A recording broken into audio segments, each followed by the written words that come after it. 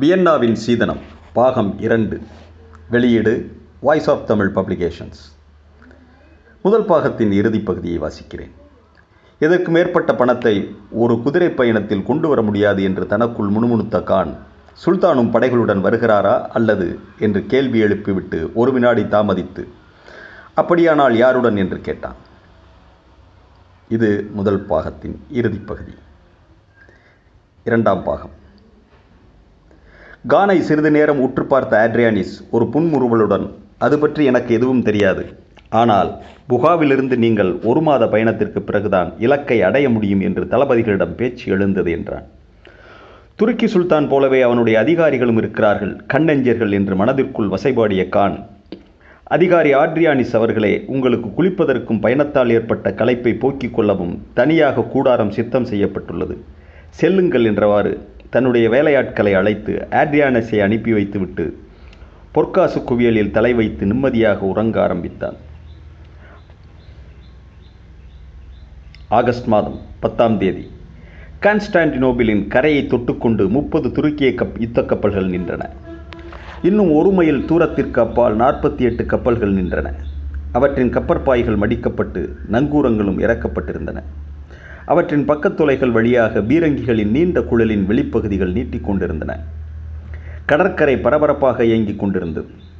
உப்பிலிட்டு பக்குவம் செய்யப்பட்ட இறைச்சிகளும் உப்பிலிட்ட மீன்களும் அடங்கிய பீப்பாய்களும் பல்வகை மாவுகள் அடங்கிய பீப்பாய்களையும் ஏற்றிய நூற்றுக்கணக்கான ஒற்றை பாய்மர படகுகள் அவற்றை கப்பல்களில் ஏற்றுவதற்காக அவற்றின் அருகில் நின்றன. படகுகளிலிருந்து கப்பலின் அடித்தளத்திற்குள் சரக்குகளை ஏற்றும் பிரதான வழிகள் துருக்கிய கப்பல்களில் குறுகலாக இருந்தன. அவற்றில் ஏற்றி இறக்கிய தொழிலாளர்களுக்கு அந்த குளிரிலும் வியர்வை ஆராய் பெருகி வழிந்தோடியது. கப்பலின் கேப்டன் கலீல் நிக்கோலஸ் கவலையோடு கப்பலின் வரையறையை கண்காணித்துக் கொண்டிருந்தான். பாரம் ஏற்றும் தொழிலாளர்களை மிகுந்த கண்காணிப்புடன் வேலை வாங்க வேண்டியிருந்தது. பீப்பாய்களை அளவுக்கு அதிகமாக ஒரு பக்கம் கொண்டு போய் குவித்து விடாமல் கண்காணித்துக் கொண்டிருந்த கீழ்நிலை அதிகாரி ஒருவன் சாட்டையால் தொழிலாளர்களை அடித்து விடுவதாக அச்சுறுத்தி கொண்டிருந்தான். ஏய் பிசாசே, அங்கே பார், என்ன செய்து கொண்டிருக்கிறாய்? ஏதாவது ஒரு பீப்பாய் கவிழ்ந்து கிடந்தாலும் இந்த கசையால் அனைவரையும் பதம் பார்ப்பேன் என்று அச்சுறுத்தி கொண்டிருந்தான். கப்பலில் சரியான பாரத்தை ஏற்றியிருப்பதை காட்டும் வண்ணம் வரையறை தண்ணீரை தொட்டவுடன் கேப்டன் தன்னுடைய உரத்த குரலில் கட்டளையிட்டான். தயாராகவிருந்த மாலுமிகள் சதுர வடிவிலும் முக்கோண வடிவிலும் அமைந்த கப்பற்பாய்களை விரித்து கட்டினார்கள். சுக்கானை லாவகமாக கையாண்ட துணைநிலை கேப்டன் கருங்கடற்கடலின் வேகமான காற்றை லாவகமாக தன்னுடைய கப்பற்பாய்களில் மோதச் செய்து திருப்பினான். இங்கனம் பாரம் ஏற்றிய கப்பல்கள் பாய்களை விரித்து கொண்டு கருங்கடலை குறுக்காக விரைந்து கடக்கும் வண்ணம் அலைகளை வாரி இறைத்து கொண்டு திரும்பின. அவை டான்யூப் நதியின் முகத்துவாரத்தை நோக்கி செலுத்தப்படுவதற்கான திசையை தேர்வு செய்தபின் இயக்கத்தை நிறுத்தி கொண்டு தலைமை கப்பலுக்காக காத்திருக்க ஆரம்பித்தன. துருக்கிய அட்மிரலாக இருந்த மெக்டர்மட் பாஷாவுக்கு பின்னிரவுக்குள் கப்பல்களில் தளவாட சாமான்களை ஏற்றிவிட வேண்டும் என்ற பதற்றம் ஒட்டி கொண்டிருந்தது.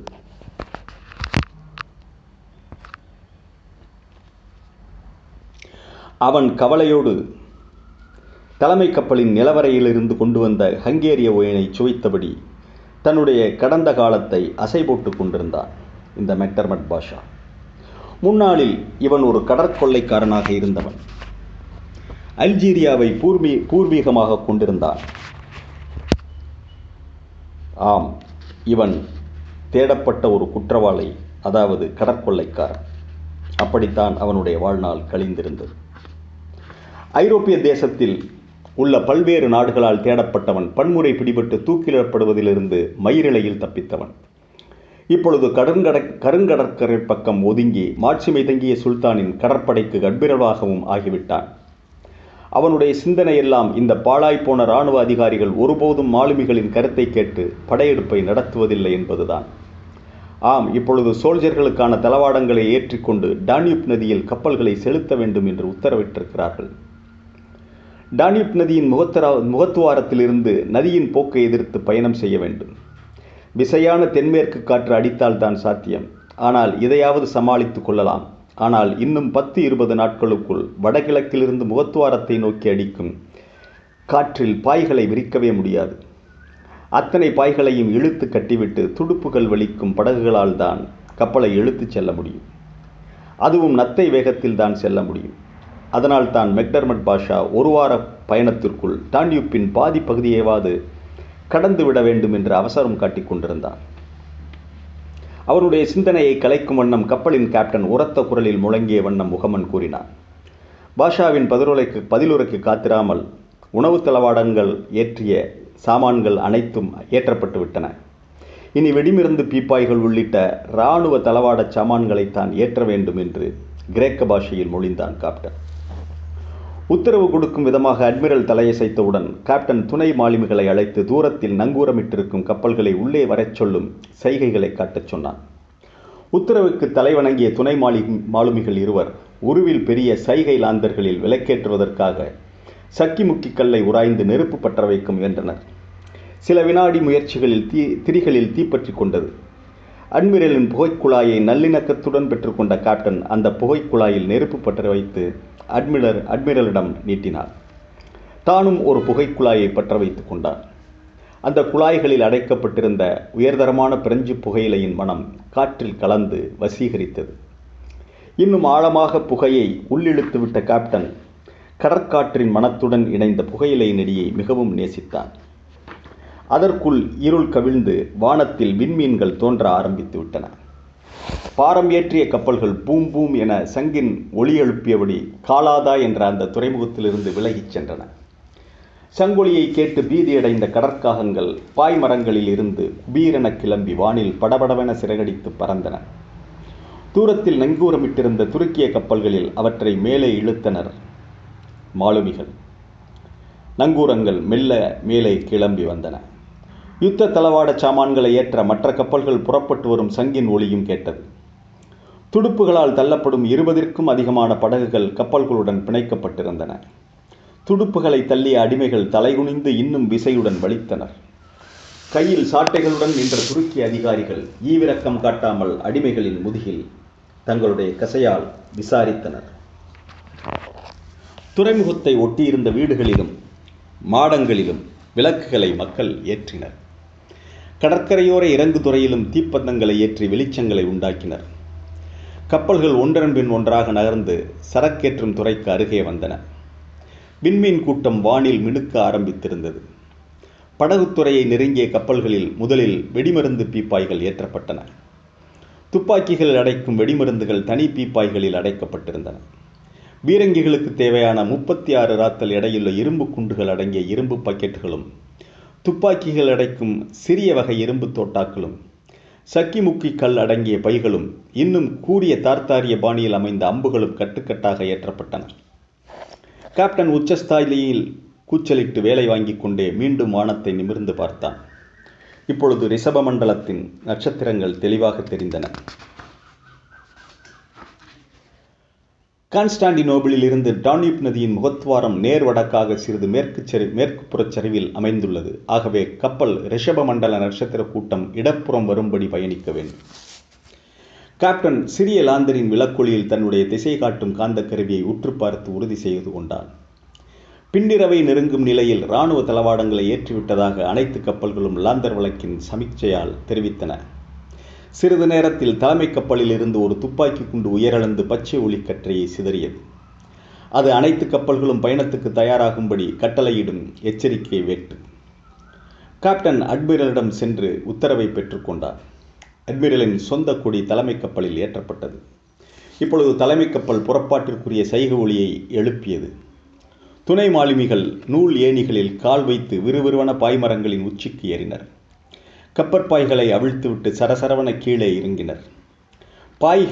பாய்களின் அடிப்பகுதியை பிடித்து வலுவாக இழுத்து அடிக்கட்டைகளுடன் கட்டினர்.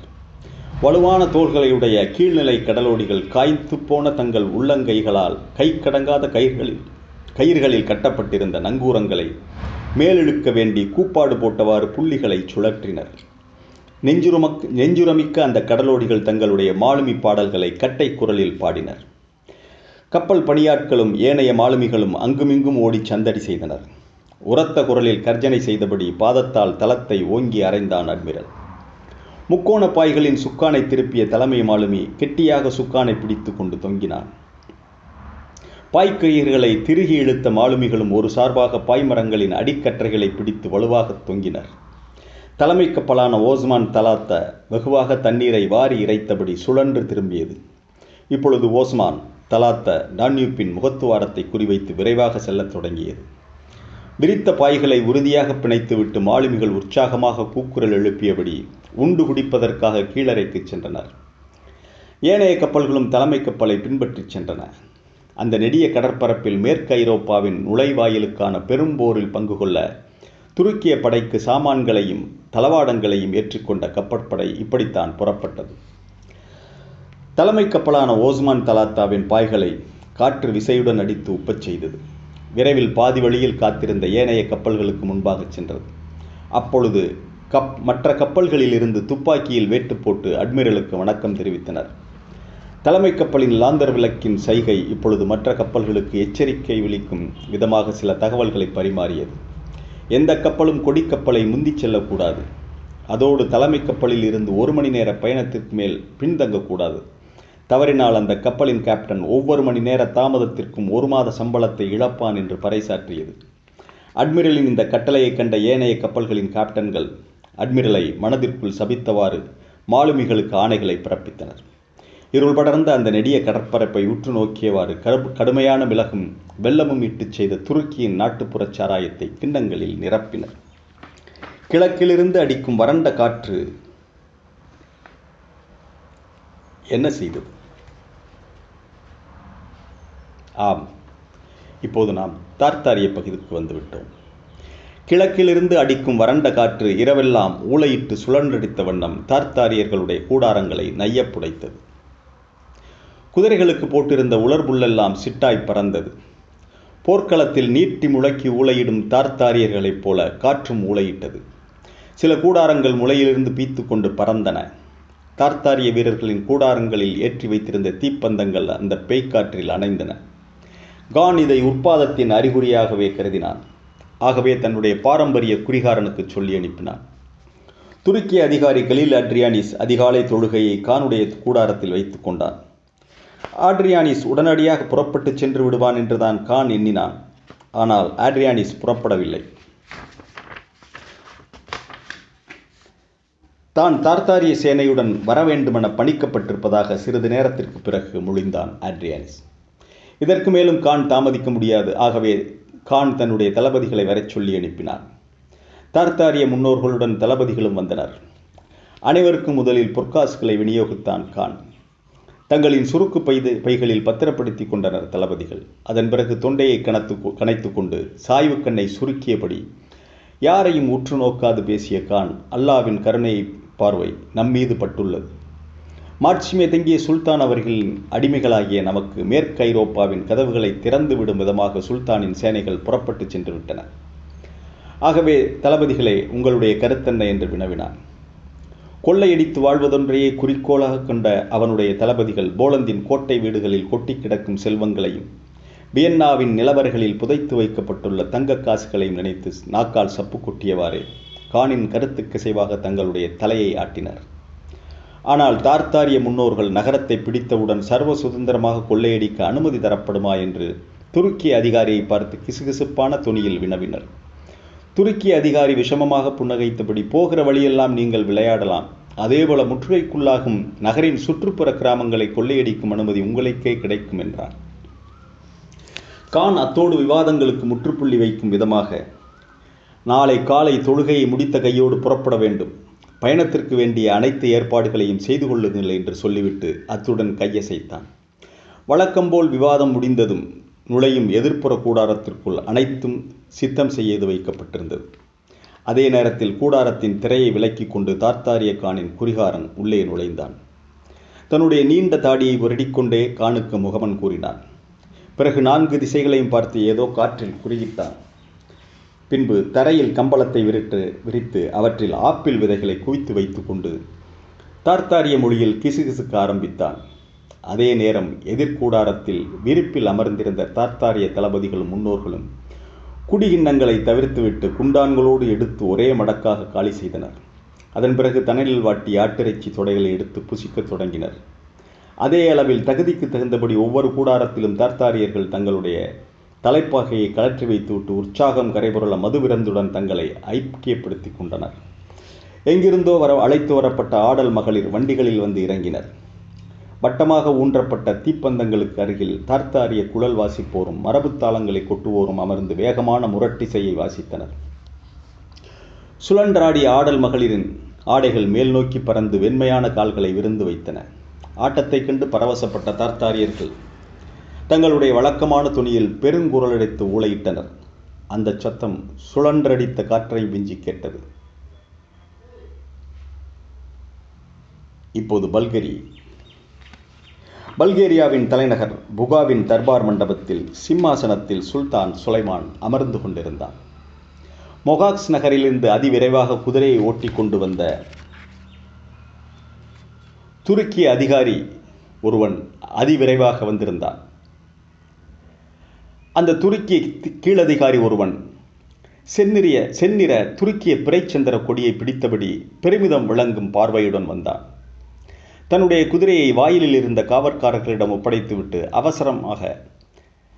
அவசரம் அஸ்லாம் பாஷாவிடமிருந்து மொகாக்ஸிலிருந்து வருகிறேன், மாட்சிமை தங்கிய சுல்தானை காண வேண்டும் என்றான். குறுக்காக பிடித்திருந்த காவல் குத்துக்கம்பை விலக்கிய சிப்பாய்கள் தர்பார் மண்டபத்திற்குள் அவனை அனுமதித்தனர். சுல்தானுக்கு எதிரில் மண்டியிட்டு தரையில் தலையை குட்டி கொண்ட அந்த துருக்கிய அதிகாரி ஹங்கேரிய அரசன் மொகாக்ஸில் தோற்கடிக்கப்பட்ட முழு விவரம் அடங்கிய கடிதத்தையும் சேனையின் வரவு செலவு பற்றிய பட்டியலையும் அளித்தான். அந்த அதிகாரியை நிமிர்ந்து ஒரு பார்வை பார்த்தான் இப்ராஹிம் பாஷா. அவனுக்கு அருகில் யாரையும் பார்க்காமல் அலட்சியமாக கடிதத்தை பெற்றுக்கொள்ளும்படி அருகில் இருந்த முதல் மந்திரியிடம் கூறினான் சுல்தான் சுலைமான் மேக்னிஃபிஷன். அதன் பிறகு அரசவையை உடனடியாக கலைத்துவிட்டு வெளியேறினான் சுல்தான். சிறிது நேரத்தில் அந்த தூதனை அழைத்த இப்ராஹிம் பாஷா, ஓய்வு எடுத்துக்கொள், நாளை காலை நீ முக்கிய செய்தியுடன் புறப்பட வேண்டும் என்றான். வெளியே வந்து குதிரையை பெற்றுக்கொண்ட தூதன் அருகில் தங்குமனை எங்கிருக்கிறது என்று விசாரித்துக் கொண்டு அதை நோக்கி தன்னுடைய குதிரையை மென்னடையில் செலுத்தினான். டான்யூப் நதிக்கரையோரமாக இருக்கும் புகாவில் நல்ல மிதமான வெப்பநிலையாக இருந்தது. சாலைகளில் கான்ஸ்டாண்டினோபிள் போல நெரிசல் இல்லை. சாலையோரத்தில் அமைந்திருந்த கடைகளில் கசகசா விதைகளை இட்டுச் செய்த சுருளப்பங்களின் மனம் காற்றில் மிதந்து வந்தது. அந்த காலை வேளையில் ஒலிவ மரங்களின் காய்களை புளிப்பு காடியில் ஊற வைத்து செய்த பச்சடியுடன் மனம் வீசும் சுருளப்பங்களையும் உண்ணும் ஆவல் கொண்டவனாக அந்த துருக்கிய அதிகாரி ஒரு கடையின் வாசலில் தன்னுடைய குதிரையை நிறுத்திவிட்டு கீழே இறங்கினான். துருக்கிய பெஸ்குல்லாய் அணிந்திருந்த அந்த அதிகாரியை பார்த்ததும் அங்கிருந்த பெஞ்சுகளில் அமர்ந்திருந்த பல்கேரியர்கள் ஒருவித அச்சத்துடன் தங்கள் பேச்சை நிறுத்தி கொண்டனர். மௌனமாக ஒதுங்கி துருக்கிய அதிகாரி அமர்வதற்கு இடம் கொடுத்தனர். கொஞ்சம் கொஞ்சமாக கலைந்து செல்ல எத்தனித்தனர். அவர்களை பார்த்து சிநேகத்துடன் முறுவளித்த துருக்கியன் களைப்பாலும் சோர்வாலும் உந்தப்பட்டு அப்பமும் பச்சடியும் வேண்டுமென கடைக்காரனிடம் கோரினான். தன்னுடைய பெஸ்குல்லாவை கலற்றி பெஞ்சியில் வைத்துவிட்டு நிமிர்ந்து நோக்கியவன் கடையின் வாயில் ஓரமாக நின்ற கந்தலணிந்த அனாதை சிறுவனை பார்த்து துணுக்குற்றான். அவனை அருகில் வளைத்து சுருளப்பமும் பச்சடியும் நிரம்பிய ஒரு தட்டை அவனிடம் தள்ளினான். அந்த பல்கேரிய சிறுவன் நன்றி என்று சொன்னபடி சிலுவை குறியிட்டு விட்டு ஆவலோடு உண்ணத் தொடங்கினான். பிறகு அதிகாரியான தூதன் மெதுவாக தன்னுடைய தட்டத்தில் இருந்ததை காலி செய்ய ஆரம்பித்தான். மறுநாள் காலையில் இப்ராஹிம் பாஷாவிடமிருந்து செய்தியை பெற்றுக்கொண்ட அவன் தன்னுடைய குதிரையில் தாவி ஏறி அங்கும் எங்கும் நிற்காமல் மொகாக்ஸை நோக்கி விரைந்தான். அவன் முக்கியமான செய்தியடங்கிய மரக்குழலை தன்னுடைய இடுப்பில் மறைவாகச் சொருகி பத்திரப்படுத்தி இருந்தான். மொகாக்ஸில் உள்ள படையில் 1/5 பகுதியை நகரின் காவலுக்கு நிறுத்திவிட்டு மீதி படைகளை அழைத்து கொண்டு பாய்குராத்தை அடைய வேண்டும் என்பதை அந்த செய்தி உணர்த்தியது. ஓஸ்மான் தலாத்தா கப்பல் பாய்மரத்தின் உச்சியில் அமர்ந்திருந்த கிரேக்க நாடோடி சிறுவன் அங்கிருந்து நிலம் என்று கத்தினான். கப்பலின் கேப்டன் தன்னுடைய தலைப்பாகையை சரி செய்தபடி மேல்தளத்திற்கு வந்தான். தொலைநோக்கி கருவையை இடக்கண்ணில் பொருத்தி பார்த்தான். தூரத்தில் டான்யூப்பின் இடதுகரை புலப்பட்டது. உடனடியாக மாலுமிகளை விழித்த கேப்டன் பக்கவாட்டு பாய்களை மடிக்கச் சொன்னான். பாய்களின் எண்ணிக்கையை குறைத்ததால் ஓஸ்மான் தலாத்தா நத்தை வேகத்தில் ஊர்ந்தது. அது பின்தங்கிய கப்பல்கள் வந்து சேர வேண்டும் என்பதற்காக அந்த வேகத்தில் செல்வதை கப்டன் நிர்ணயித்தான். அட்மிரல் மெக்டமட் பாஷாவின் விருப்பத்தை மாட்சிமை தங்கிய அல்லாஹ் பூர்த்தி செய்துவிட்டான் என்பது போல டான்யூப் நதியின் முகத்துவாரத்தை ஆகஸ்ட் 12ஆம் தேதி காலை 10 மணியளவில் தலைமை கப்பல் ஓஸ்மான் தலாத்தா நெருங்கியது. கடற்காற்று அவர்களுக்கு சாதகமாக அடித்ததால் இது சாத்தியமானது. இப்பொழுது தலைமை கப்பலின் பின் ஒன்றன் பின் ஒன்றாக பெரும் மரக்கல கூட்டம் துருக்கிய பிறைச்சந்திர கொடியை பறக்கவிட்டபடி டான்யூப்பின் இடது கரையோரம் ஆழமான பகுதியை குறிவைத்து சென்றன. முகத்துவாரத்தில் மீன்பிடித்துக் கொண்டிருந்த மால்டோவிய மீனவர்கள் அச்சத்தோடு தங்களுடைய வலைகளை இழுத்து கொண்டு அப்பால் சென்றனர். ஓஸ்மான் தலாத்தா டான்யூப்பின் உள்ளே நுழைந்ததும் சகல பீரங்கிகளும் வேட்டு போட்டு மரியாதை செலுத்தினார்கள். அதைத் தொடர்ந்து சகல மரக்கலங்களிலும் இருந்த பீரங்கிகள் இடியோசை செய்தன. அந்த பெருஞ்சத்தத்தில் டான்யூப்பின் இரு கரைகளும் அதிர்ந்தன. தார்த்தாரியர்கள் தங்களுடைய 5000 பேர் கொண்ட குதிரை படைகளுடன் புறப்பட்டனர். ஆம், இது தார்த்தாரிய பகுதி. தார்த்தாரியர்கள் தங்களுடைய 5000 பேர் கொண்ட குதிரைப்படையுடன் புறப்பட்டனர். அவர்கள் டான்யூப் நதியின் தென்கிழக்கு கரையோரமாகவே பயணம்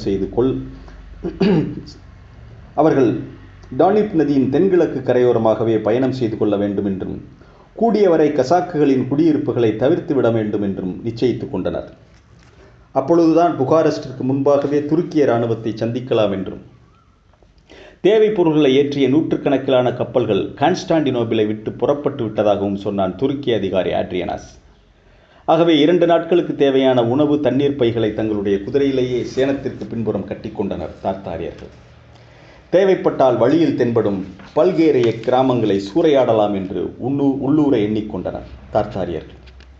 சிறிய கூடாரங்களை சுமந்து கொண்ட வண்டிகளை இரட்டை காளைகள் இழுத்தன. மால்டாவியாவை தாண்டும் வரை யாரும் கொள்ளை சம்பவங்களில் ஈடுபட வேண்டாம் என்று கான் தன்னுடைய தார்த்தாரிய கூட்டத்திற்கு கண்டிப்பாக கட்டளையிட்டிருந்தான். மால்டாவியா சுல்தானின் நேரடி ஆளுகையின் கீழ் இருப்பதால் சுல்தானின் கோபத்திற்கு உள்ளாக நேரிடும். ஆகவேதான் தங்களுடைய கைவரிசையை வல்லாச்சியாவின், அதாவது ரொமானியா பகுதி, வல்லாச்சியாவின் கிராம பகுதிகளில் காட்ட முடிவு செய்திருந்தான் கான். துருக்கிய அதிகாரி கலீல் அட்ரியானிஸ் சேனையை தென்கிழக்காக கடற்கரையோரம் அழைத்து செல்ல வேண்டும் என்றும் பிறகு டான்யூப்பின் முகத்துவாரத்திலிருந்து மேலை கரையோரமாகவே செல்வதென்றும் 4 நாள் பயணத்தில் புகாரெஸ்டை அடைந்து விடலாம் என்றும் டான்யூப்பில் வந்து கொண்டிருக்கும் துருக்கிய மரக்கல கூட்டம் புகாரெஸ்டில் நங்கூரமிட்டிருக்கும் என்றும் கானிடம் கூறினார். எல்லாம் திட்டமிட்டபடி நடந்தது. தார்த்தாரிய கூட்டம் கடற்கரையோரம் கால்நடை வேகத்தில் சென்றது. கடற்கரையோர கசாக்கிய கிராமவாசிகள் உஷாரடைந்து, அதாவது கடற்கரையோரத்தில் இருந்த உக்ரேனிய கசாக்கிய கிராமவாசிகள் உஷாரடைந்து தங்களுடைய ஹெட்மானுக்கு தகவல் சொல்லிவிட்டு தங்களுடைய கசாக் உடைவாட்களை சித்தம் செய்தனர். குத்தீட்டிகளை பரணிலிருந்து எடுத்து கொண்டனர். குதிரைகளுக்கு சேனம் அணிவித்து தயார் நிலையில் நின்றனர். ஆனால் தார்த்தாரிய கூட்டம் சாதுவாக சென்று கொண்டிருந்தது. 1.5 நாள் பயணத்தில் டான்யூப்பின் முகத்துவாரத்திற்கு முன்னால் 20 கல் தொலைவில் சமவெளி பகுதியை அடைந்து குதிரைகளுக்கு தண்ணீர் காட்டியும் மேய்ச்சலுக்கு அவிழ்த்துவிட்டும் ஓய்வெடுத்து கொண்டனர். முளைகட்டி கூடாரங்களை அமைக்க எத்தனிக்கவில்லை தார்த்தாரியர்கள். மாறாக புல்வெளிகளில் கைகால் நீட்டி ஓய்வெடுத்தனர். கானும் ஆட்ரியானிஸும் ஒரு குதிரை வீரன் உதரை போட்ட உலர்புல் குவியலில் தலையசைத்து ஓய்வெடுத்தனர். பழைய ருமேனியாவின் டான்யூப்பை ஒட்டிய வாடிவிஸ்ட் கிராமத்தில் குதிரைகளுக்கு லாடமடித்து கொண்டிருந்தான் கொள்ளனான பெல்லாமோ. அவனுடைய பாட்டனாரின் காலத்தில் அவர்கள் பழைய ஏட்ரியன் ராஜ்யத்தின் குடிகளாக இருந்தனர். சுல்தானின் கைக்கு ஏட்ரியனின் ராஜ்யம் போனதில் அங்கிருந்து வந்து ருமேனியாவில் புகலிடம் தேடிய அநேக கிரேக்க குடும்பங்களில் பெல்லாமோவின் குடும்பமும் உண்டு. பெல்லாமோ இங்குதான் பிறந்தான். தன்னுடைய பாட்டனார் வைத்திருந்த அதே கொள்ளுப்பட்டறையை சாதுவான பெல்லாமோ வைத்துக்கொண்டு ஒரு வழியாக ஜீவனம் நடத்தி கொண்டிருந்தான். ஆண்டிற்கொன்றாக பிறந்த அவனுடைய மக்கள் அனைவரும் புடம்போட்ட தங்கமாக இருந்தனர். அதிலும் அனைவருக்கும் மூத்தவளாக பிறந்த ரோக்சலின் அரசிக்கு நிகரான அழகுடன் விளங்கினார். அடுத்ததாக பிறந்தவன் செலட்டோரி பெல்லாமோ, 17 வயது இளைஞன். அதற்கு அடுத்ததாக சீசர் பெல்லாமோ. செல்வட்டோரி அவனுடைய தந்தையுடன் பட்டறையில் வேலை செய்து வந்தான். அவன் செய்யும் வில்லும் அம்புகளும் அந்த பகுதி முழுவதும் பிரசித்தி பெற்றது. அதோடு குதிரையை எடுத்துக்கொண்டு சிட்டாய் பறப்பது செல்வட்டோரிக்கு பிடித்த பொழுதுபோக்கு. இது ஒன்றுதான் பெல்லாமோவுக்கு பயமாக இருந்தது. எங்காவது வம்பை விலைக்கு வாங்கி கொண்டு வந்து விடுவானோ என்று. துருக்கிய சுல்தான்களுக்கு பயந்து ருமேனிய பகுதிக்கு குடியேறினார்கள். ஆனால் இப்பொழுது ருமேனியா முழுவதையும் துருக்கிய சுல்தான் பிடித்து விட்டான். முஸ்லிம் அல்லாதவர்களுக்கு தலைவரி விதித்திருக்கிறான். அதை கொடுத்து விடலாம் என்றால் பட்டறையில் வந்து வில்லும் அம்பும் யாருக்கு செய்கிறாய் என்று விபரம் கேட்கிறார்கள். வேட்டைக்கு செல்வதற்கு என்று கூறினால் சந்தேகத்தோடு முறைத்து பார்க்கிறார்கள் துருக்கிய சிப்பாய்கள். செல்வட்டேரிக்கு 15 வயதாகிய போதுதான் சுல்தான் பிடியில் ருமேனியா வந்தது. ஆகவே சுல்தானினுடைய உயிர்காவலர் படைக்கு ஆள் எடுப்பதில் இருந்து தப்பித்து கொண்டோம்.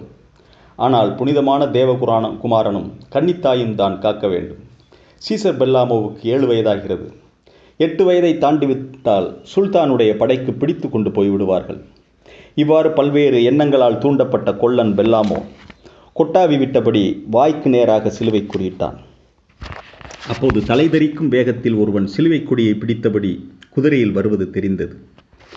வந்தவன் பட்டறைக்கு நேராக குதிரையை நிறுத்தினான். குதிரையிலிருந்து இறங்கவில்லை. இளைஞனாக தெரிந்தான். தன்னுடைய பல்கேரிய கிராமத்தவர் அணியும் குல்லாயும் ஒட்டு போட்டு தைத்த மேல் சட்டையும் அணிந்திருந்தான். தன்னுடைய குல்லாவை கலற்றியபடி வணங்கிவிட்டு, தார்த்தாரிய பெரும்படையொன்று வந்து கொண்டிருக்கிறது, அரை நாள் பொழுது தூரத்தில் உள்ளது என்று சொல்லிவிட்டு கணமும் தாமதியாமல் சிலுவை குறியிட்டபடி குதிரையை விரட்டுக்கொண்டு சிட்டாய் பிறந்து விட்டான் அடுத்த கிராமத்திற்கு செய்தி சொல்வதற்காக.